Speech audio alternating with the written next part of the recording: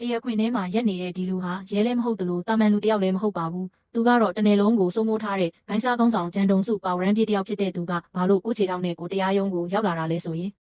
သူ့ကိုဓာတ်နဲ့ထိုးပြီးထွက်ပြေးသွားတဲ့ရက်ဆက်လုံးနဲ့လူသက်သမားကံကြံဟိုကိုတရားဥပဒေနဲ့အပြည့်ရှင်းပြဖို့အတွက်တက်သေးလာလုပ်ပေးတာပဲဖြစ်ပါတယ်။ဒါပေမဲ့လူသက်သမားရဲ့ရှေ့နေကတော့လွယ်နဲ့အရှုံးမပေးပါဘူး။ဂျန်တုံစုဟာရာဇဝတ်သားတယောက်ဖြစ်လို့သူ့ရဲ့ထွက်ဆိုချက်တွေဟာအထောက်အထားမခိုင်လုံဘူးဆိုပြီးတရားခွင်မှာအကျိတ်နဲ့ခုခံနေပါတယ်။လူသက်သမားကလည်းသူလွတ်တော်မယ်ဆိုတဲ့အထာနဲ့ခက်မဲ့မဲ့ပြုံးနေတော့မှာပဲ။ဂျန်တုံစုကဒေါသတကြီးနဲ့အော်ဟစ်လိုက်ပါတော့တယ်။လူခွင့်ရေးဆိုတာတွေတော်လိုက်တော့ဒီကောင်ကလူသက်တာကိုကစားစရာလိုသဘောထားတဲ့ကောင်မြကျွန်တော်လဲလူဆိုးပါပဲ။ဒါပေမဲ့ဒီလိုမိစ္ဆာမျိုးကိုတော့အရှင်ထားလို့မဖြစ်ဘူး။